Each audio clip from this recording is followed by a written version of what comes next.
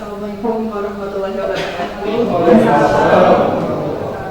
Saya hormati Ketua Masa, Bang Yan, Sekjen Bansai, Bu Amin, Kak Wina, dan rekan-rekan penulis sekalian. Saya hormati Ampun Man dan rekan-rekan semua.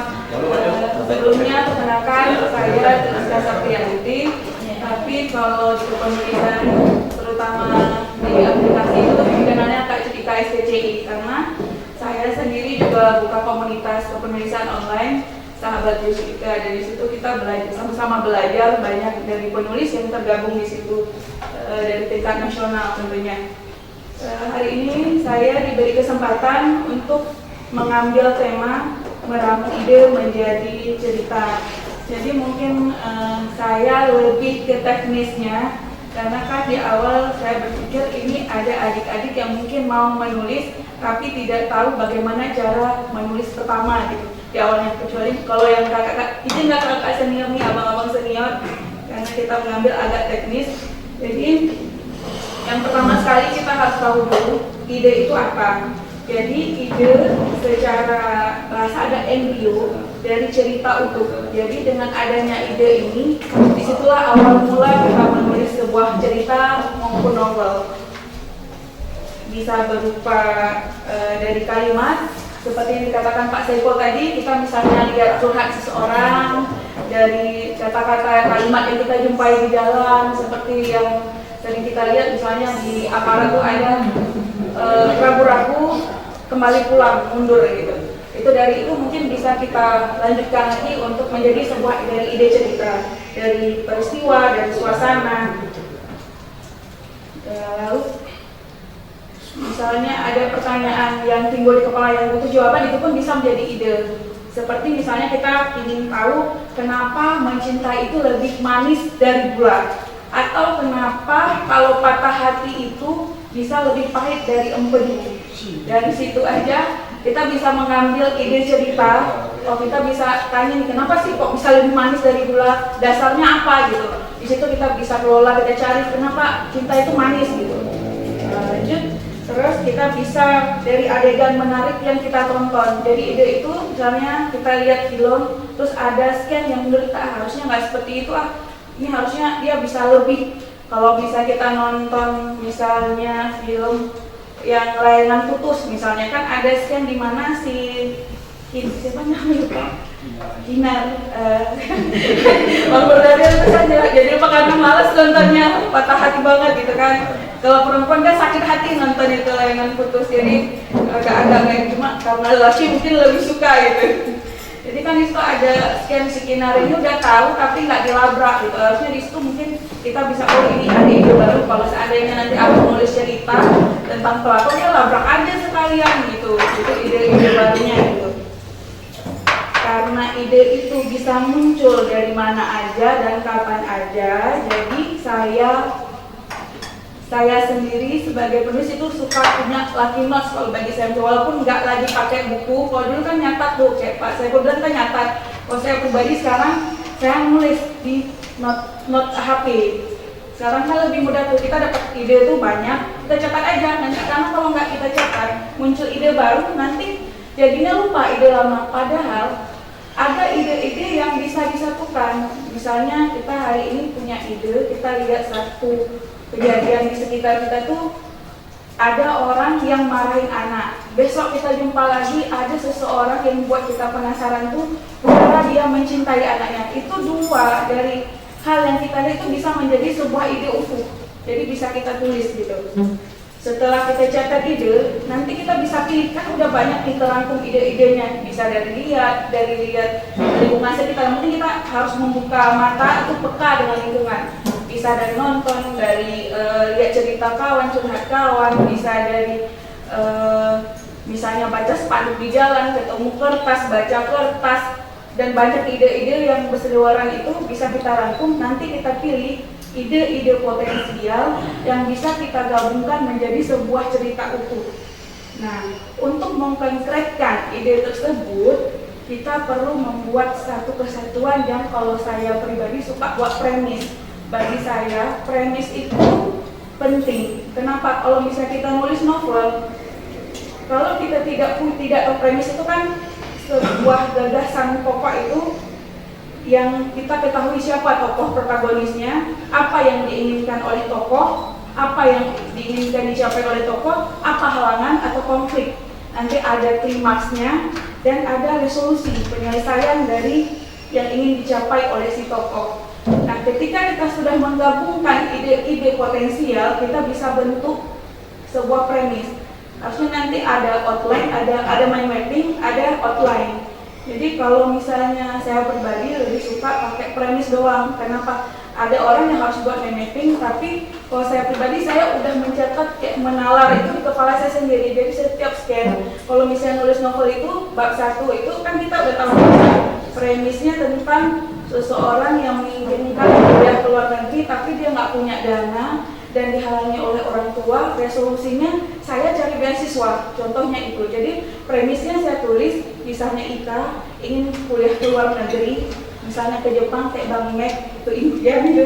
Jadi kita kuliah ke luar negeri, Ika ingin kuliah ke luar negeri tapi tidak memiliki dana karena anak yatim piatu dan tidak disupport oleh orang tua.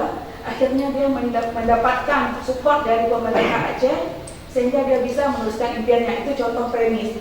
Itu kalau kita sudah tahu inti dari tulisan kita, jadi walaupun kita udah kemana-mana tidak mungkin ketemu, karena di dalam novel itu ada namanya konflik utama, ada konflik-konflik kecil. Kan kita nih misalnya membuat 30 bab, minimal itu 30 bab. Kalau kami nulis di KBM itu ada 30.000 kata, jadi setiap bab itu per 1.000 kata. Jadi dalam 1.000 kata itu setiap kan nggak mungkin kita bahas, jadi di situ ada kehidupan pribadi dia. Jadi kita bisa masukkan ide promotion, dia lagi sama orang tuanya, lagi bahagia-bahagianya misalnya, terus meninggal orang tuanya, terus dia ketemu kawannya yang udah kuliah ke luar negeri. Jadi per bab itu kita udah tahu walaupun tidak kita catat di mind mapping kalau saya pribadi. Tapi bagi adik-adik atau teman-teman yang kesulitan setelah membuat premis, kan premis kita tahu nih akhirnya kayak mana. Akhirnya dia dalam sebuah novel itu dia udah bisa kuliah ke luar negeri. Kayak itu poin intinya, bahwa pada akhir novel itu dia mencapai resolusinya, dia bisa kuliah ke luar negeri. Nah, pada bab-bab lainnya misalnya nih kita bisa buat ide konflik kecilnya, misalnya gini. Ketika dia mau mendapatkan beasiswa, ada teman-teman lain yang juga mungkin dia anak pejabat yang sedang memfoto, sehingga ada kendala lain. Padahal dia tidak berhak dapat beasiswa, ada kendala lain yang nggak cukup syarat inilah. Di situ per bab kita bisa buat konflik-konflik kecil, walaupun itu bukan konflik utama. Nah, bagi yang kesulitan setelah bab premis bisa menggunakan mind mapping. Nah, mind mapping ini sendiri adalah peta pikiran. Jadi kita bisa buat pohon pikiran di mana ide pertama orang dia punya kuliah ke luar negeri, itu kita bisa buat dari sifat karakter dia, itu nanti dijabarkan pada kerangka outline. Tapi kalau mind mapping kita cuma bilang Ika cerdas, tidak memiliki kemampuan keuangan, orang tua tidak mendukung. Di situ kita buat jabarkan. Jadi yang pertama di mind mapping kita buat dulu ini kehidupan Ika. Nanti kendalanya di orang tua, kendalanya di keuangan, kendalanya dia nggak ada yang dukung, gurunya misalnya kurang support, dijatuhkan karena dia anak orang miskin, nggak mungkin didisiplinkan. Nah, ketika di mind mapping itu, nanti kita buat peta pikiran, oh ini dapat orang, kenapa gurunya nggak dukung, kita jabarkan lagi. Jadi banyak bab, dari satu ide pokok itu bisa banyak bab yang bisa kita hasilkan. Jadi misalnya kita, kenapa gurunya nggak dukung dia? Mustahil. Misalnya dari seorang guru mungkin berpikirnya gini, mana mungkin seorang anak yatim yang orang tuanya tidak support, tapi dia bisa ke luar negeri. Nah, mending kesempatan ini diberikan ke orang lain yang jelas-jelas punya keuangan, gitu, yang didukung oleh keuangan yang penuh. Jadi nggak sia-sia beasiswanya gitu. Ini kalau kita kasih ke si Ika ini mungkin kita udah, tapi kan di kuliah itu walaupun ada beasiswa juga butuh biaya di sana, butuh beli buku, butuh hal-hal lainnya. Di situ dari ide pokok itu bisa kita jabarkan banyak hal-hal yang bisa kita jabarkan lagi. Nah, kalau misalnya setelah kita buat pohon pikiran, itu bisa kita buat kerangka outline.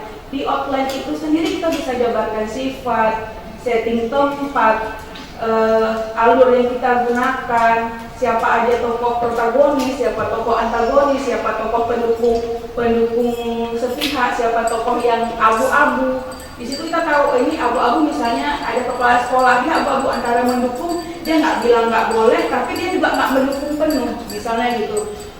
Dan itu banyak hal-hal kecil yang seperti itu kalau kita udah cantumkan di outline itu memungkinkan kita untuk tidak writer block, kami bilang, atau Pak Saiful bilang stagnan. Karena kalau sudah kita jabarkan kayak gitu, kemungkinan kecil untuk kita bisa burnout ataupun stagnan itu lebih terelakkan, walaupun kadang-kadang ada saatnya itu kita bukan kehabisan ide, kalau saya pribadi, tapi ada saatnya kita itu lagi ingin nulis tapi kesempatan waktu itu nggak pas gitu, jadi nggak dapat feel-nya itu nggak dapat kalau bahasanya. Begitu kita baca, ini ceritanya kayak biasa aja, padahal kalau mungkin kalau memilih waktu yang tepat itu penting. Misalnya kita menulis nih, kapan golden time-nya kita? Golden time itu misalnya tengah malam atau di jam subuh itu. Jadi di jam subuh itu kita mungkin nggak terganggu. Jadi ada golden time setiap penulis itu. Dan nggak semua penulis itu golden time-nya sama. Kalau saya itu dari jam 3 sampai jam 5 itu pasti saya nulis. Kalau 1 jam baca punya teman, 2 jam saya nulis. Walaupun nggak 1000 kata, setidaknya saya harus tulis 500 kata per hari. Walaupun tidak saya posting, tapi saya punya apa yang harus itu membiasakan diri itu sebagai penulis itu juga penting. Jadi begitu kita dapat ide itu udah kita dapat ide potensial tuh udah dapat premis, kadang-kadang nggak punya kesempatan. Apalagi kayak kita yang punya pekerjaan tetap di luar penulis. Kan saya pribadi itu ASN, jadi kalau ASN itu apalagi di pelayanan itu kan pagi sampai sore jam 5 itu kita sibuk dengan layanan, belum lagi nanti harus ketemu dengan rapat-rapat gitu kan. Jadi paling pulangnya udah sibuk dengan keluarga, dengan anak, beresin anak, dan hal-hal lain. Belum lagi perempuan kan harus masak pulang gitu ya. Jadi ya tunggu anak tidur, jadi golden time itu jam 3 sampai jam 5. Karena jam 6 kita udah mulai masak lagi. Jadi kalau misalnya nanti kita udah dapat ide, yang penting nulis aja dulu. Jangan dihapus-hapus dulu, jangan diapa-apain dulu. Kalau misalnya nggak sampai 1000 kata, pendamin aja dulu, nulisnya 500, besok 500. Kalau saya dibaca lagi, besok pasti ketika udah selesai, bagusnya sih kalau saya menyarankan kalau ada adik-adik di sini yang mau nulis tuh, ambil satu aplikasi platform. Dan itu terbukti, nulis di platform itu kita didukung sama teman-teman yang satu sevisi. Misalnya kayak seperti sekarang ini, kita kan ngumpul itu dengan orang-orang yang memiliki visi yang sama. Di literasi itu membuat semangat kita itu timbul. Jadi kalau adik-adik mau nulis, cari dulu tim-tim yang misalnya yang saling mendukung, yang support kalian nulis. Misalnya keluarga kan dulu, saya sendiri itu alhamdulillah kebetulan orang tua mendukung, karena saya menulis puisi itu dari SD, untuk lomba puisi itu juara itu di kelas SD kelas 4. Tapi setelah itu saya berhenti. Mulai nulis lagi? Itu setelah tsunami. Pertama kali saya nulis itu yang dibukukan sampai jadi novel itu saya cerita pribadi saya kehilangan orang tua. Saya anak yatim. Jadi saya nulis tentang ayah karena ada rasa kehilangan yang pada saat itu saya nggak sempat pagi-pagi biasanya diantar orang tua, tapi hari itu karena ayah saya malamnya salah, jadi saat yang misalnya yang beliau ngajar ngaji, jadi saya nggak bangun setelah subuh, beliau tertidur dan saya nggak bangun, saya belum sempat minta maaf, belum sempat salaman, tiba-tiba siangnya saya dapat informasi orang tua saya kecelakaan dan meninggal. Jadi itu ada yang tidak selesai di diri saya. Jadi kesedihan itulah yang seperti Pak Seko bilang, kesedihan itu yang saya ungkapkan dalam buku pertama saya.